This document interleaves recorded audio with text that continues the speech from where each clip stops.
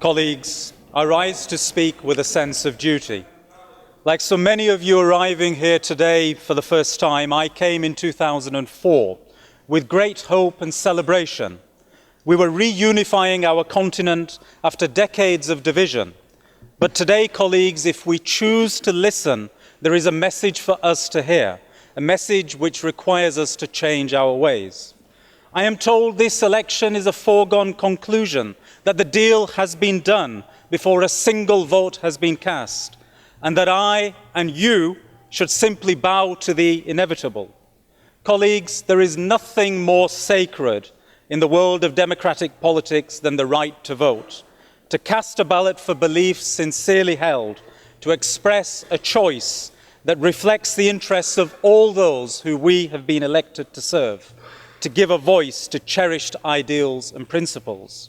But is that what we are being invited by some to do here today? What have we become if the presidency of this House, an office that should rise above partisan politics and ordinary political ambition, is reduced to nothing more than a bargaining chip, a counter in a game, a consolation prize for failing to get a consolation prize, Plan D in a political life where plans A, B, and C have failed? We were told in the recent election that this time it would be different, that transparency would prevail over secrecy, that principle would override expediency, that honest democratic politics would triumph over the backward-looking backroom deal. But sadly, just a few weeks after the European elections, we are being invited to endorse a cosy consensus brokered behind closed doors. This is a shoddy, shabby, shameful vision of our union. This is not a vision I could possibly share. It is a mandate to carry on exactly as before, a deaf ear to the message conveyed by the majority who felt compelled to stay away from the ballot, and the millions who felt compelled to demonstrate in the only way left to them, by turning to the extremes. As a former commissioner once said, it is hard to respect a parliament that does not respect itself. Well, I respect this parliament. It embodies so many hopes for the future. I did not come into politics to defend a status quo or to secure high offices for the select few. I am sure you did not either. All my political life, I have espoused the vision of Europeans cooperating together in open, democratic and fair institutions. I am sure many of you share this vision too, where one nation alone does not shape our paths and priorities, but we fight our battles and accept the results.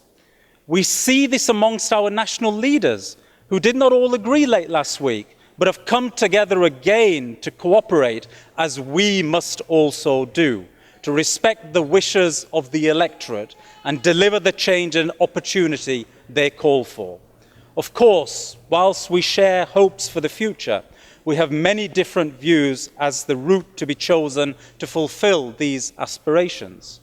Our institutions should not, though, be snared by one political faction or another, or traded for control elsewhere. For I believe that the President of Parliament should not use his office to express personal opinions, or to promote his personal interests, or to advance his personal career. No, I have a more noble vision for office of President of our House. The President should reflect the diversity of this House, as this House reflects the diversity of the peoples of Europe. The President should be fair to all, open to all, attentive to all. The President should represent this House with honour and dignity throughout Europe and indeed the world. That is the kind of President I aspire to be. I do not want to play politics. I want to enhance the reputation of our shared institution. I do not want to look after my interests. I want to look after yours.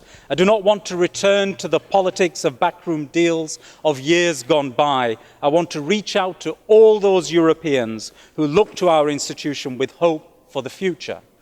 This is my dream for the European Parliament, but such dreams will not become reality if we allow the better angels of our nature to be defeated by political calculation or personal ambition. When you are about to cast your ballot this morning and stand alone with your beliefs and conscience in making your democratic choice, do you vote for the backroom deal, or do you vote for a Europe of openness, transparency, democracy and hope? I humbly ask for your support for my vision as a presidency worthy of this House and worthy of the peoples of Europe. Thank you.